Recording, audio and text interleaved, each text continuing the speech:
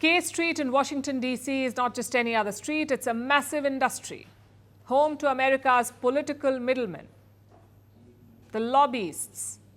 For the right price, they will make sure your country's voice is heard, preferably in the Oval Office. And right now, one country is speaking louder than ever. I'm talking about Pakistan. According to a report, Pakistan is spending $600,000 per month on lobbying in the US. $600,000 every month, that's more than 17 crore Pakistani rupees. For a broke country, that's a lot of money. Also, it's 3 times what India spends. Our economy is 10 times the size of Pakistan, yet Pakistan is outspending us on lobbying. What explains this? And why do foreign countries lobby in America at all? Tonight we'll break it down. You see, the US is often the capital of the world's rule book. Decisions here ripple across the globe, from tariffs to sanctions. What America decides to do is important for the world, whether they like it or not. And it's important especially for countries that depend on the US. You cannot afford to be a stranger in DC. And that's where lobbying comes in. Governments hire people who know the system. These could be aides or retired generals or former ambassadors, basically people who know which door to knock on. The primary idea is access, to push and nudge before a policy is formalized, to shape the story before it's told. And that brings us to the FARA, the Foreign Agents Registration Act. Under this law, anyone representing a foreign principal has to register with the DOJ, the US Department of Justice. The foreign principal here could be a country, a political party, even a tourism board. So they must register with the Department of Justice. And that means there is some transparency, but of course, there are plenty of loopholes. There's a less strict rule called the Lobbying Disclosure Act. Then there are diaspora groups. They operate outside the FARA scope. But in principle, if you're pushing a foreign government's line, you have to log it. And here's how it works. Foreign lobbying boils down to 3 things. First, hire the insiders. Like I said, former aides, politicians, retired generals, people who know who to call and when. Second, shape the narrative.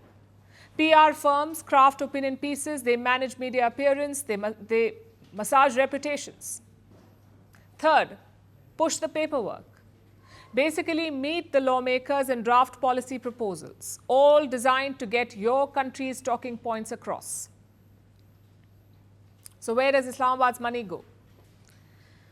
The first recipient is Orchid Advisors LLC. They get $250,000 per month. It is to secure meetings with Trump officials, also with the World Bank and the IMF. How else will Pakistan fund its lobbying? The second recipient of Pakistani funds is Seed & Law. They receive around $200,000 per month. This is to cut trade deals, also lure US investment in critical minerals.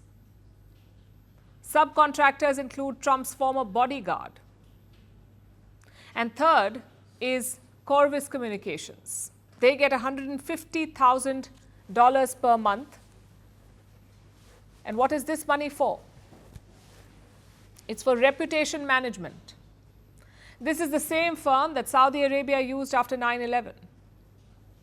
In comparison, India spends a total of $200,000 per month. It is divided between 2 firms largely, SHW Partners and the BGR Group. Now, like I said, Pakistan is outspending India by about 3 times. What about the rest of the world? We have numbers from 2023. In that year, 2023, more than $4 billion was spent on lobbying in the US. This was money spent by various countries in the world on the United States. Liberia, for instance, spent $235 million, $235 million on lobbying. Since 2016, China has been the highest spender. Then we have Japan, South Korea, Saudi Arabia, and Qatar. They all spend hundreds of millions of dollars. They lobby for almost everything from defense contracts to trade concessions, sometimes with great success, sometimes with none at all. That brings us to the point we started with. Why is Pakistan spending more than India? Because they have no other options. They are broke and dependent on the US, on US aid.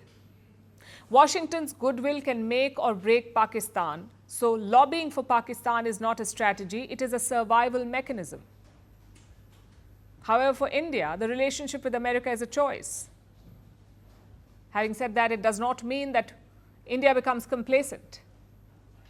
We may not need to flood K Street with checkbooks, yet a little more presence, a little more push would not hurt. Because if you're not at the table, you're probably on the menu.